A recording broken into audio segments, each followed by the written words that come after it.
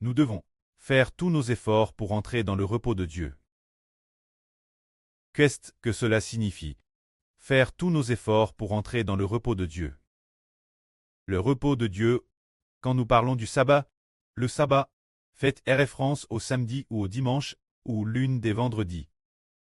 Mais le repos de Dieu fait référence au fait que Dieu a prédestiné un lieu où nous serons l'avenir, et dans ce lieu, le jour et la nuit sont identiques. Sans distinction de jour, ni de nuit. Ce jour-là deviendra éternel et immuable. Un jour figue. Le temps se figera dans ce jour-là. Le jour et la nuit seront identiques. Il y aura de la lumière la nuit, et de la lumière le jour. Mais où se trouve ce sabbat? Dans le paradis de la nouvelle terre. Dans la Jérusalem céleste, se dire dans la nouvelle Jérusalem. Descendant du ciel. Ce jour sur la nouvelle terre, c'est le sabbat. Et ce jour ne dure pas 24 heures, ni madame un an, mais il est figue pour l'éternité.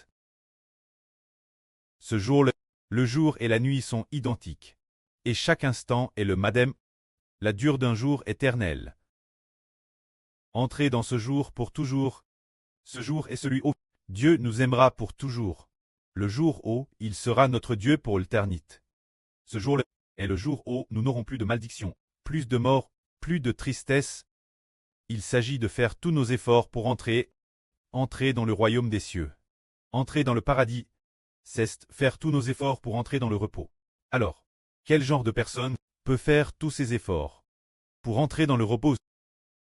Le Seigneur Jésus-Christ a dit un jour, « Venez, suivez-moi, et je ferai de vous des pêcheurs d'hommes. » Alors, Pierre, Jean, André et Jacques, les 4 frères pêcheurs, ont suivi le Seigneur. Ils allaient donc certainement profiter du repos. Puis, le Seigneur, une fois, a encore dit ceci. « Qui dit-on que je suis, moi, le Fils de l'homme ?»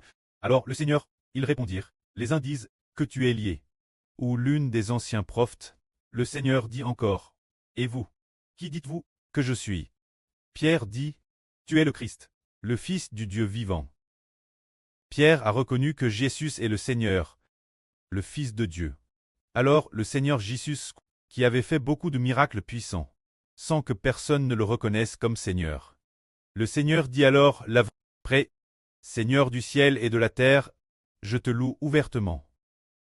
Car tu as caché ces choses aux sages et aux intelligents, et tu les as révélées aux tout petits.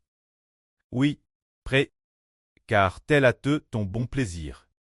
Puis le Seigneur dit encore, vous tous qui t'es fatigués et chargés, venez-moi, car je vous donnerai du repos. Alors qui est celui qui donne le repos? C'est Jésus-Christ. C'est pourquoi aujourd'hui nous disons que nous devons faire tous nos efforts pour entrer dans le repos, ce qui signifie faire tous nos efforts pour suivre le Seigneur, afin d'obtenir le repos, car le Seigneur Jésus-Christ est le Seigneur qui donne le repos, qui donne la vie éternelle, permettant aux gens l'avenir, d'entrer dans le repos du paradis, d'entrer dans la nouvelle Jérusalem céleste. Le Seigneur du repos, c'est-à-dire entrer dans le repos, faire tous ses efforts pour entrer dans le repos, c'est-à-dire faire tous ses efforts pour suivre le Seigneur. Le Seigneur Jésus-Christ a dit une fois, depuis le temps de Jean-Baptiste jusqu'à présent, les gens s'efforcent d'entrer dans le royaume de Dieu. Mais ce sont ceux qui font de grands efforts, qui s'en emparent. Alors que signifie faire tous ces efforts pour rechercher le royaume de Dieu, et que ceux qui font tous leurs efforts l'obtiennent? Le Seigneur Jésus-Christ représente le royaume de Dieu. Ceux qui font tous leurs efforts pour suivre le Seigneur l'obtiennent. Depuis les jours de Jean-Baptiste jusqu'au jour où le Seigneur Jésus-Christ a dit ces paroles que nous venons de citer, il y a eu probablement environ 2 ans.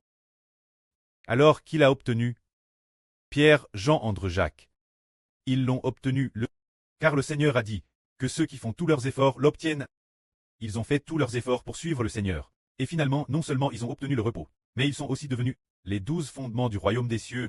C'est-à-dire que nous disons, puisque nous comprenons que le repos vient du Seigneur, que la vie éternelle vient aussi du Seigneur, que le souverain sacrificateur est aussi le Seigneur Jésus-Christ. C'est aussi le Seigneur Jésus-Christ. qui nous accorde le pardon des PHH. Le précleste nous fait miséricorde et nous permet de devenir fils de Dieu. C'est aussi par Jésus-Christ. Alors, nous disons, s'efforcer d'entrer dans le repos. C'est faire tous ses efforts pour suivre le Seigneur. Faire tous ses efforts pour proclamer le nom du Seigneur et proclamer le nom de son Fils. Bâtir le royaume d'Israël avec le Fils du Seigneur.